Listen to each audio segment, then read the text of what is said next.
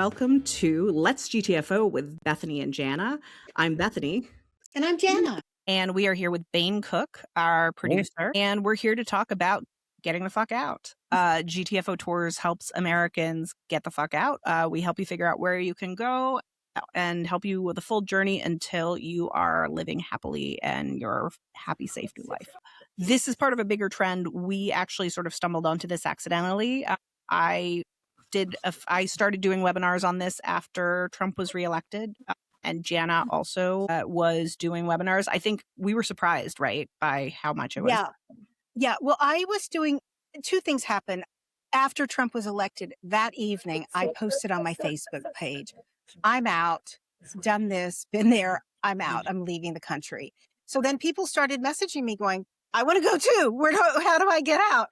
And so I started doing webinars, mainly with people from my political circles in Texas. And we did subjects like Mexico, Portugal. And then, of course, I stumbled upon the DAFT visa for the Netherlands, where I happened to be moving to. And it turns out it's, of course, the easiest place in Europe to move to for most Americans. So that worked out quite well, actually. But yeah, we did a ton of webinars. I mean, they're still on YouTube, and with people really, I think at that point, quite scared. Yeah, absolutely. And I actually, I came over on the DAFT. I had worked in politics for a while, so I saw the writing on the wall, I would say, earlier than other folks, and saw that Trump wasn't being prosecuted. And, I left during the Biden administration, but it was because I saw what was coming down the pipeline. But this is really part of a broader trend. 40% of women between the age of 15 and 44 are interested in leaving the U.S. 75% of researchers would be interested in opportunities in other countries, and 53% of parents have considered relocating. So it's not just a few people here who are like, screw it, I'm leaving. This is really part of a huge percentages, I would say, of what's really leaving. What's really interesting is when we started GTFO Tours a little over a year ago, our first clients were mainly people who were scared.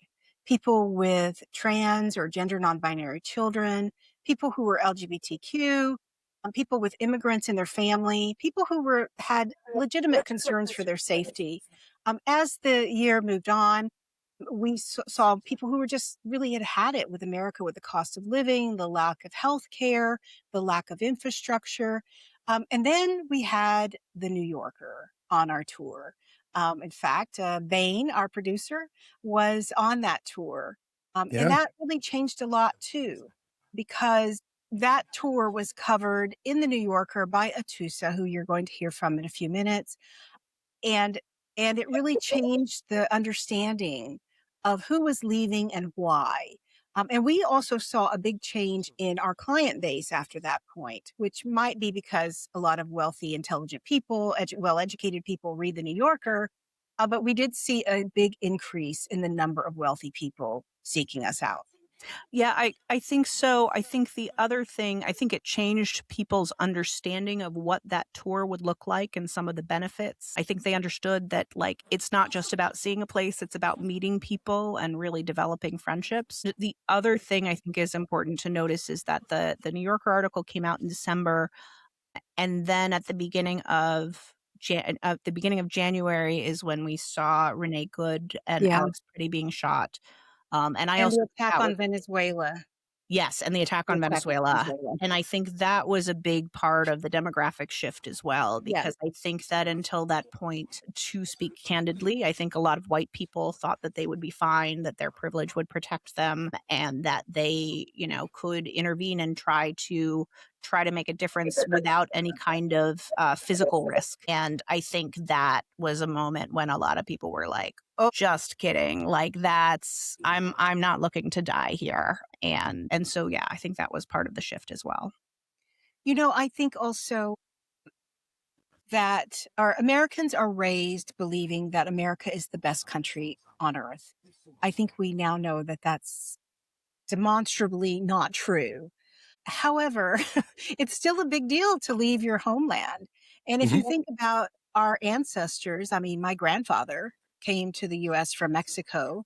Bethany, I think your I'm grandparents or just too late. My great-grandfather great came from Ireland, and right, it's grandparents for Ireland, unfortunately. right. I Yeah, mean, it used to be that people left whenever things got rough or whenever things absolutely. were untenable. But I think we live in this America in which people didn't realize until very recently that actually this is a global trend. It's a trend that has existed since the beginning of time, and that they are simply part of this huge migration of people around the globe that never stops. And so that's why it's really exciting to speak with Atossa, because she's actually done all the research. She's interviewed, I guess, thousands of people about migration.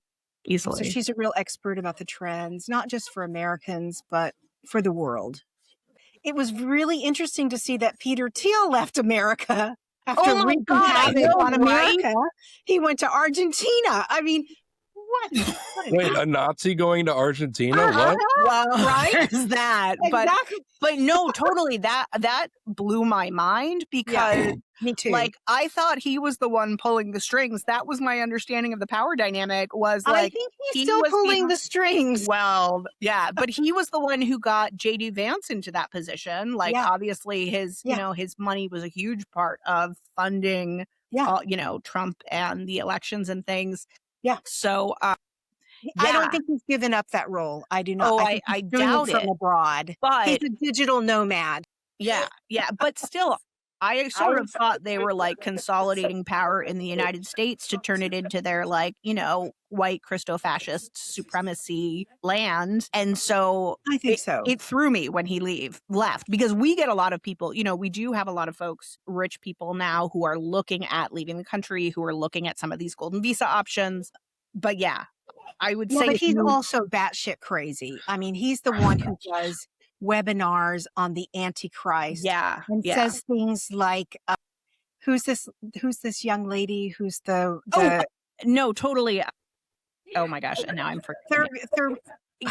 Greta Thunberg. Greta Thunberg. Yes. Yeah. So he has webinars on the Saying what she's saying. Antichrist, Right. and he thinks Greta Thunberg Thunberg. Yeah, yeah. Thunberg is the Antichrist Because she so supports he's taxes for rich people. because she supports taxes for rich people. You're not very familiar with the Bible, are you, my friend?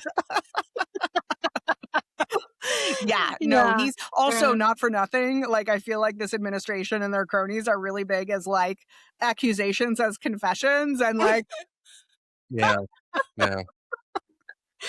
Yeah. but So anyway. even Peter Thiel is getting in on the immigration Oh trend my here. God. Yeah, yeah, that was rough. Anyway. Yeah. Anyway. Yeah. Yeah. So I think it's a good time to bring in Atossa and to talk about everything she knows about this amazing trend that's happening now that we have found ourselves in the middle of. She's a true expert on migration, on global migration. In addition to the article that I mentioned, she has written two important books about migration, including The Cosmopolites, The Coming of the Global Citizen, about the multi-billion-dollar market for passports, and The Hidden Globe, a new book which examines the jurisdictions above, between, and beneath nations. She has been nominated for and won numerous awards for her journalism and writing, and has been awarded multiple fellowships for her academic study. Atossa is Swiss, Iranian, Canadian, and American, and she was raised in Geneva, Switzerland. She lives in Brooklyn with her husband and two sons. Thank you so much, Atossa, for agreeing to be our first guest on our podcast. It is such a pleasure not only to be on the podcast, but to see you guys again. The tour was really fun and I learned a lot. So thank you. Thank you. So you've been studying migration now for 14 years, and it does feel like today we're in a big new era of mass migration. What can you tell us about this era? Yeah, so paradoxically, the way to tell if you're in an era of migration is to see all of the anti-migrant stuff that happens. So a lot of people have been moving to the States, not just this past couple of years where it's been a little slower, but say during the Biden years, a lot of people turned up here. immediately there was a reaction on the part of the next administration to stop it, right? Some version of this is happening in Europe. It's happening in a lot of countries around the world. I think that thanks to things we take for granted, right? The internet, telecommunications, plane travel, it's a lot more possible to cross borders and to go to other countries. At the same time, we're having all kinds of political hurdles to overcome. So we're in an era where people want to move and they can move physically, but then there's legal impediments to their moving. And so navigating the legal side of things, which is what you do, is extra important to people who want to make a new life abroad. Thank you. So, what are some of the main reasons that people are leaving their homelands? And I mean, we've seen some things, but where are people leaving from in particular? So, the sort of classic migrant trope, right, is people leaving their country in search of a better life. That could mean leaving to make more money. It could be leaving to find safety, right? If you live, for example, in Honduras, where there's a lot of murders, you probably are going to feel better off in like Texas, even if they don't want you there. And I'm talking about Texas because I know Jana knows a lot about Texas. You know, if you're a farmer in a country like Sudan and there's not a lot of fertilizer available these days, and also climate change is really messing with your crops, you're going to want to move somewhere, either a city in your country or in another country where you can make a living some other way. So a lot of this is economic. Scholars draw lines between economic migration and other kinds of migration, but actually the lines are very blurry, right? Economics and safety go hand in hand. If you can't provide for your family, you're going to have medical problems. So I don't like to make those distinctions, but I think we can make a broad category of people for whom life is not tenable in their home country. And lately, that group has included US citizens, whether it's because of anti-trans bills that are sweeping the country, whether it's because of pollution in certain areas, costs, inflation. I mean, healthcare has just gotten a whole lot more expensive thanks to the gutting of the Obamacare subsidies. And like, you know, I don't want this to sound frivolous, but like the vibes are bad here. Vibes. People find it demoralizing and depressing to live in a country where the news cycle is just constantly assaulting you with what many people here consider to be bad news. And so the combination of all of these factors, right? The costs, the laws that might be, you know, curbing your civil rights if you're in certain groups of people. And on top of that, the stress of living this way has been pushing people to leave. And so is there a difference between somebody, a middle-class person from, you know, Ohio, for example, who is upset at the government and finds the groceries too expensive and would prefer to live abroad, and like an impoverished family that's being hunted down by gangs in rural Mexico? Yeah, I think we can agree that there is a sort of quantitative and qualitative difference between these, you know, migrations. But I would also argue that the desire to move, that the desire to remake your life is a pretty human thing that we can observe throughout history. And so everyone is kind of responding in their own context. Yeah, it's really interesting that you talk about the similarities between the different groups of immigrants, because I would say that in 2025, we saw a lot of people who were very concerned for their safety immediately, people who were trans or had trans children, gender non-binary children. But after Renee Good was shot by ICE agents in Minneapolis, we saw a huge increase in the number of people who were not actually targets of this administration and who had a lot of wealth looking to come to Europe, usually not always the Netherlands, sometimes the Netherlands, but really we're just trying to figure out where they could go, where it'd be safe and peaceful. And I know that when you talked about the interaction between those different groups, what are you seeing in terms of why why are the most number of Americans leaving today? Is it still fear? Is it just anxiety? Is it just wanting a better life? I mean, what do you see between the different groups? Well, if you look at the polls, cost of living and lifestyle is up there. That might have changed in the past year. I haven't seen updated, you know, broad surveys that kind of deal with the political violence that's been going on in the country. But of course, that's got to be a part of it, right? Taking a step back. So I started writing about people moving, people on the move 10 or 15 years ago. And actually, I specialized in a group that doesn't really get looked at all that much, and that's very wealthy people. And I'm talking like super, super rich people, not like GTFO clients, although I'm sure you have some very successful people too. And, this kind of millionaire, billionaire migration, historically, the Americans who've partaken in this were not people who, were going to anti-ICE protests or even getting caught up in them. These are people who wanted to move abroad to sort of optimize their tax and inheritance planning. And they were moving for the taxes. Whether or not that's a good idea, whether or not you can save money, that's a question for an accountant. But you had a sort of very kind of contingent, fiscally conservative and slightly paranoid contingent that thought that the US was way overstepping in terms of like privacy and like access to bank accounts. And the move there was not just to move abroad, but to renounce your citizenship, because that's the only way to really get the IRS off your back. Even then, it's complicated. If you're really rich, they don't let you just go. But that's another conversation. My background is studying those kinds of people. And for those kinds of people, the motivation was financial. There was also an ideological cast to it all, because the people who took this very big, leap did so because they also had politics, pretty libertarian politics, and some maybe slightly strange ideas about what the government was going to do to them. Again, they were really not the targets. So we've gone from that to like much more ordinary, middle of the road people who are looking around themselves and their families and feeling unsafe.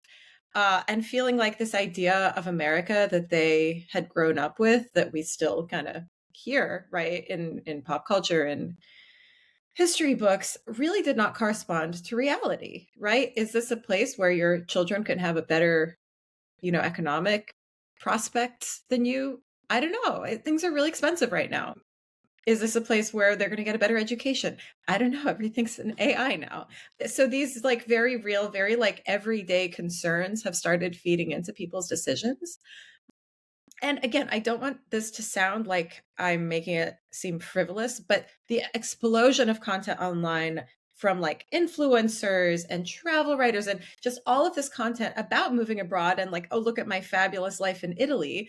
That's really powerful, because like when you live in a suburb where you have to drive everywhere and the only grocery store sucks, and like you're living this kind of typical American suburban car-based existence, and you watch people renting apartments for way cheaper by the ocean, eating fresh fish, like that sort of grass is greener just hits you real hard, right? And it's appealing, and you want that for yourself because it's beautiful. So I think that all of these factors, the stress, the cost, and then this like almost envy or desire for a different kind of life have converged in this moment, thanks to the sort of political and economic context, but also the media that we are consuming every day.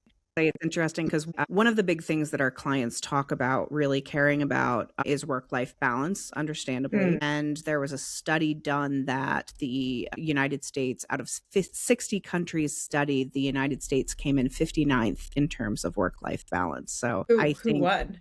Who was the worst? Oh, I forget. I should look that up. I'm not sure. Japan or Korea, right? I don't remember. I know that I just clocked that like Iraq had better work-life balance, Afghanistan, like Russia, like all of these countries. I was like, Korea, not joking.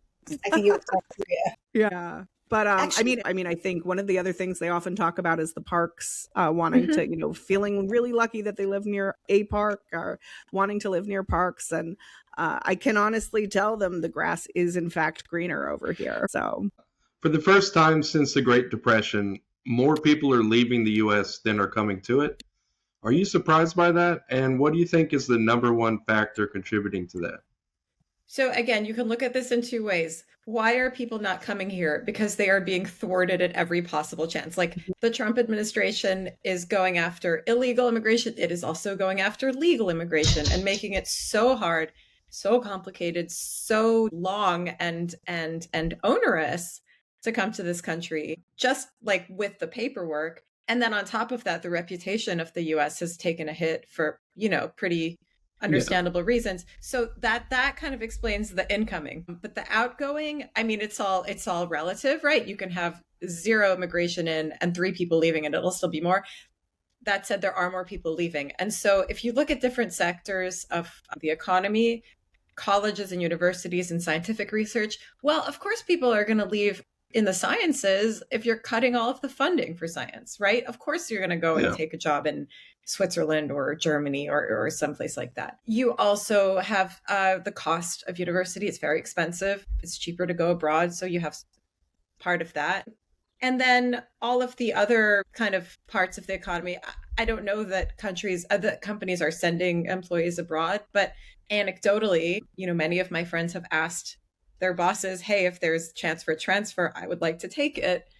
Please send me to Norway, And on top of all of that, you have a trend that seems to be growing. I don't know that there's good data on it yet, but families of deportees or would-be deportees are just calling it quits and saying, well, if I don't want to risk being detained by ICE, I am just going to try to start over in another country or in the country that my spouse is from. I'll give you an example of that. The lady that cleaned my home for several years, Hungarian lady, had been in New York for decades. Her kids, everything was here, didn't come with the right papers. And she got so freaked out by the ICE stuff and the detentions that she just decided to self-deport. And so that also, she's not an American who's leaving, but she's a person in America who's leaving. And I think that is also part of the picture, just not wanting to take the risk and not wanting to be locked up for months in some awful, awful prison. Yeah, totally understandable. We've definitely seen an increase of people who have options. They have other passports and they are going to use those passports to go either back home or to another country. Just today, I spoke with a couple who have Mexican passports. They've been living in the U.S. since they were very young. And now they're looking at going to Spain because they can get a passport in 2 years because they're Mexican, because they have a Mexican passport. They're eligible for a Spanish passport after 2 years. And they're really excited by that. They're like, we can go home to Mexico or we can go to Spain. Let's go to Spain. And I think, it's something that is a real dream for them. They're really excited about going. Can you tell me what is the most surprising about immigrants today as you study immigration and your knowledge is so deep? So what's really surprising that most people wouldn't know?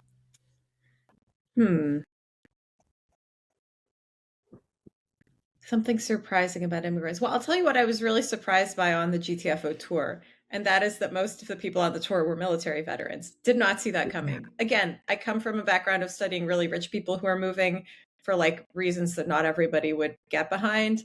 And so on some level, I was like, okay, these are going to be Americans who want lifestyle change. And what I discovered, Bain's wife, Debbie, 2 of the other participants had served in the military and were just so disillusioned by the whole experience and what came afterwards. So I think that it's hard to really quantify political migration because much of that gets put into the sort of persecution category. I don't think that somebody was actively persecuting the folks on the tour, but I think that there are political undercurrents to a lot of the migrations that we're seeing today as well. And that, I think, it seems, a little bit out there, but I think if we all look deep inside ourselves, do we really love everything that's going on in our country? Maybe not. And so not everyone's going to take the step, but I think we can all understand where that's coming from. Well, and I think also, so many of these things are layered, right?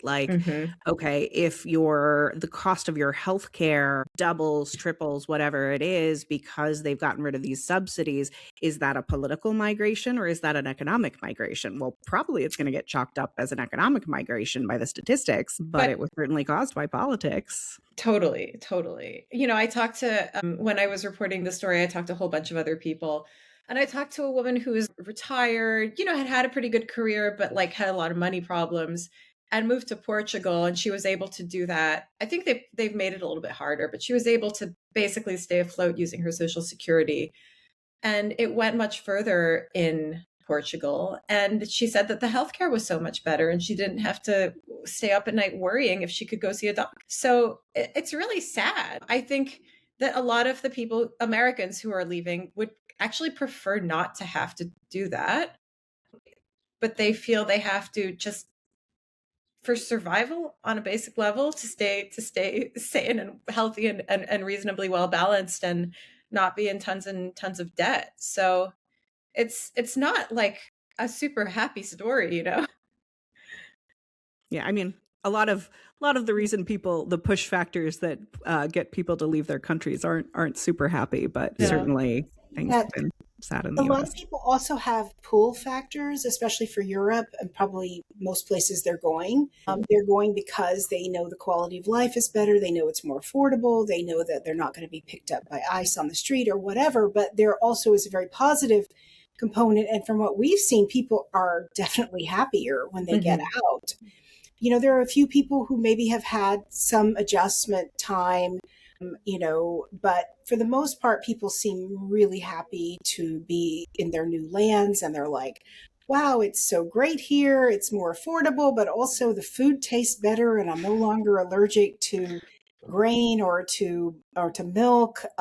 You know, I can eat things that I couldn't eat before because the food is better. Oh, and my healthcare is amazing. I mean, I have to say we mostly hear like really positive stories and a lot of gratefulness on the part of our clients that they can live in a country where there are, you know, basic human rights and that are codified and that are observed.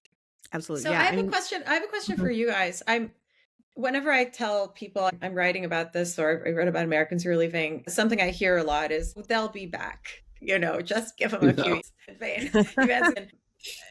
Has that been your, Jen and Bethany, has that been your experience? Absolutely not. I think part of the thing is that the United States has gotten so bad on so many levels that when people get out, I think one of the big epiphany moments for a lot of people is they'll have a moment where they're like, oh, it's really messed up that I'm afraid of the cops, or it's really messed up that, like, I wonder what I would scream if I was being attacked so that someone could find me, you know, or like bystander syndrome, all of that. I think once you get out of the US, or maybe when you're still in the US, you know, school shootings are a uniquely American problem. You know, there were 288 school shootings between, I believe, 2009 and 2018 in the United States. And the next country in terms of school shooting was Mexico, where there were 8. Medical bankruptcy, also super, like, infinitely more common in the United States than anywhere else in the world. And so, yeah, I think you realize that there are a lot of things in the US that you don't have to put up with that are just unacceptable. Yeah. But what I was going to say is, like, not all moves have to be permanent.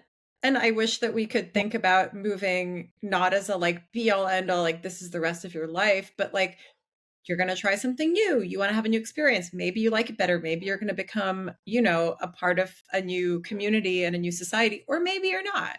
But in any event, you sort of come out of it better and richer, and like you're, you know, you grow as a person. So that's what I tell people, like, oh, so what if they're coming back? Like there'll be one more, you know, internationally minded American person who might change our perspective about things. That's a good thing. Absolutely. Well, we didn't talk about COVID, which is actually a big part of this story. And I didn't really get into it in the New York article, but I've written about it before. And I think that during the pandemic, with all of the travel restrictions, that was a real like aha moment for Americans, realizing that their passport is not what they thought it was. Being a US citizen is not going to get you through the door wherever you want. You're not as like quote unquote free as you think you are. And it was even before the second Trump term, it was during this period that there was a tremendous interest, an uptick in interest in second citizenship. So the caveat here is that not everyone who buys or acquires by other family or marriage or whatever another passport is going to use it. But this idea of a plan B, of a backup plan, I think became incredibly powerful during what, you know, understandably global pandemic. Like you want to have an exit strategy, you want to have another plan. And so I think that that's also contributed to the movement of people out of the US. It's almost an insurance policy, right? It's a really fundamental lack of trust in the way that this country is being run. Yeah, I also would say that during the pandemic, it was a real test for employers, and it really forced a lot of employers to let their employees work remotely, which really shifted the thinking about what is possible, how often do you have to go into the office? And I believe, and I'd have to look at the numbers, that a lot of countries introduced digital nomad visas during Yes, that that's time, correct. which has given a lot of people different options. Yeah, that's correct. I mean, the concept of like where you live and where you work was turned upside down because no one saw anybody anymore. Yeah. And here we are in Zoom. And a lot of American companies seem to be asking employees to come back now. Yeah. I don't know if that's happening as much in Europe. I don't think it is. But they're asking them to come back to the office. And a lot of people are actually like now realizing that they might need a new job or might need to start a business or become a digital nomad in order to be able to get out. Yeah, I remember being like, when did I do laundry? Like, when did I do laundry? When I worked in an office every day. And I think that on a much bigger and more, meaningful level is happening to people. Yeah. Well, I know a bunch of people who were recruited specifically with the promise you can be anywhere, you don't have to come into the office. And now they're being asked to uproot their entire lives to move into this place where the office is. Yeah. Just because I think the employer wants to feel like they have more control. Definitely. Yeah. But yeah. Okay. All right. This is a super really interesting conversation. And I Yeah. think we could probably talk for hours about this. And we did. Yeah. That's true. Yeah, we did. You spent a whole week with us. I remember sending you the text going, okay, so do you still think I'm hyperbolic? I'll say this. When you're in the States and you read all these headlines, you're like, okay, more of the same. When the second you step outside and you kind of get acclimated, you're like, what? It feels way crazier. Yeah, definitely. Yeah, it's very much an attitude of like, well, the sun is still shining and the grass is still growing, so it's probably okay, right? Or it's not okay, but we'll get through it anyway. It's like, no, but like, get out. Like, we would encourage you. Anyway. Thank you, Atossa, so much for joining us, and we will talk to you soon. And now a word from our sponsors. At GTFO Tours, we help Americans get out of the U.S. through relocation tours and coaching. We help folks through your whole journey. We can help you figure out which countries you can or would want to move to. We coach you through the process, and we have a global network of experts who can help you with the nitty-gritty details of a given country. In the Netherlands, we are those experts, so we can answer all of your questions about life here, walk you through the bureaucracy, connect you to experts as needed. We also do relocation tours, taking you to cities where you might want to live, teaching you things about visas and taxes and all of that other bureaucracy, and also introducing you to other DAFters and the GTFO communities. You can book a consult with us at gtfotours.com. And now here's Bain with news about immigration. Thanks, Jana. All right, we're starting with a story about Spain. Let's get into it. Spain is launching a major plan to legalize up to 500,000 undocumented migrants, many of whom already live and work in the country without contracts or social protection. Applicants must meet strict residency criteria. The government says the move will help fill labor shortages and boost tax revenue, but critics warn it could strain public services. The number represents about half of the applicants for legalization. Meanwhile, Pope Leo on Saturday called on Europe to strengthen support for migrants and adopt long-term integration policies, saying Europe has both the capacity and the responsibility to help newcomers become part of their host societies. All right, what do y'all think about that? Okay, just let me say that I almost had a little tear in my eye at how wonderful Prime Minister Sanchez and his government is dealing with a real crisis of labor, and also birth rate crisis as well. And also at the compassion that Pope Leo is really showing us the leadership that he's taking on this really important issue. So this is like the kind of immigration news that really warms my heart. I love this. Yeah, absolutely. I mean, I think this is one of the things that we stress with a lot of our clients is that there are a number of labor crises in Europe and globally. There's a healthcare shortage. There is a trades shortage. There is long-term care shortage. And so We really try to encourage our clients to think about what are the needs in their new country. And you can't build more houses without more labor, right? Like, you need to bring in people to build these houses that you want. You need to bring in more people because not everyone in these countries wants to change into these industries of, taking care of older folks or whatever. So I think it's a really good sign. I also think, it's an interesting contrast with the United States, where a lot of these industries are collapsing, right? Like, we saw in the United States, there was a recent verdict from the Supreme Court allowing Trump to repeal temporary protected status for migrants. That's going to have a major impact on the long-term care industry in the United States, because a huge percentage of those workers are on TPS status. It's really interesting too, the Republican governor of Ohio, who's been so welcoming of the Haitian refugees, immigrants, was really upset about that Supreme Court ruling, because these people are playing a really important role in their society. They are not eating dogs and cats. I think we all know that. And I think this, particular argument against immigration is really just going to backfire massively against countries that are anti-immigrant, like the U.S. Although still, I do not think the majority of people in the U.S. share Trump and MAGA's hatred of immigrants. And I think it's even fewer here who are racist. Let's face it, they're racist. And there are people across Europe who are racist and who don't want immigrants. But it's still a very small percentage compared to, having the ruling party in the U.S. with their official stated policy, thanks to that little Nazi, Stephen Miller. Oh, okay. Can we call him a Nazi? Yeah, that's totally fine. He is a Nazi. Yeah, he is a Nazi. Yeah. No, he's the worst. He's the worst. Yeah. I mean, I think I don't know. I always thought it was interesting when Trump was first elected and people were like, I'm really concerned about the cost of food. And I was like, and your solution is to deport your agricultural workforce and raise tariffs on the things that you're importing from other places? Like, that doesn't seem like a good plan. But anyway, here we are. And how much are you paying for eggs? Anyway. Thanks for the news, Bane. That's great. Are you sick of the drama of living and dating in the US? Maybe it's time to look for love elsewhere. Join our Move Abroad to Find Love tour this September, where you'll discover just how full of hot people the Netherlands is. Our Move Abroad to Find Love tour will include our regular relocation tour, plus a photo shoot for your dating profiles, a day trip to the wine region around Maastricht, networking and speed dating events, and more. We'll also have a companion coaching program because there are fuckwads everywhere, and we'll show you how to avoid them and attract the people you actually want to attract. Our coaching program will be working with Dr. Deb Berman, and it will be based on the coaching program that I did before I met my now husband. Our Move Abroad to Find Love tour will run from September 19th to the 27th.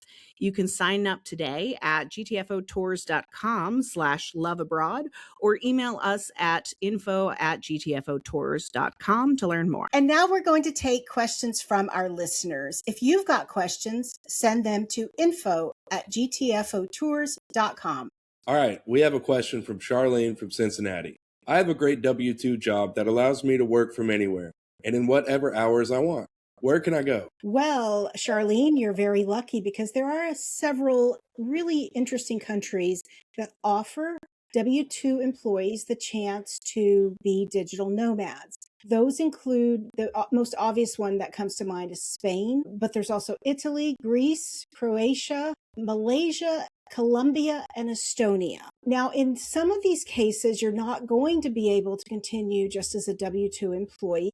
If your employer also has an office in that country.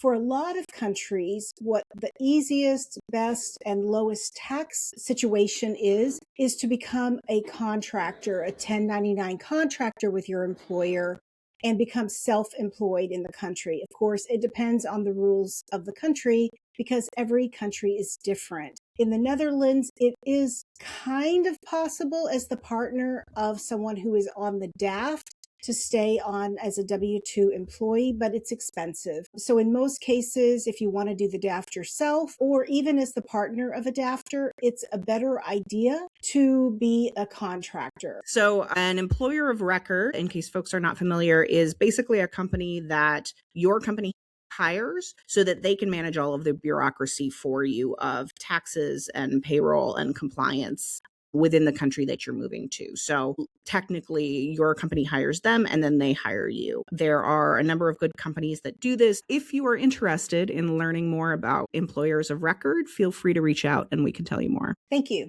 Well, Charlene, hope we answered your questions. If y'all have any questions for us, drop a comment below or send us a DM. Or you can email us at info@gtfotours.com or contact us on our website at gtfotours.com. Thanks for being here with us for this episode of Let's GTFO with Bethany and Jana. Tune in next time for more information on how to GTFO. If you like this episode, don't forget to hit the subscribe button.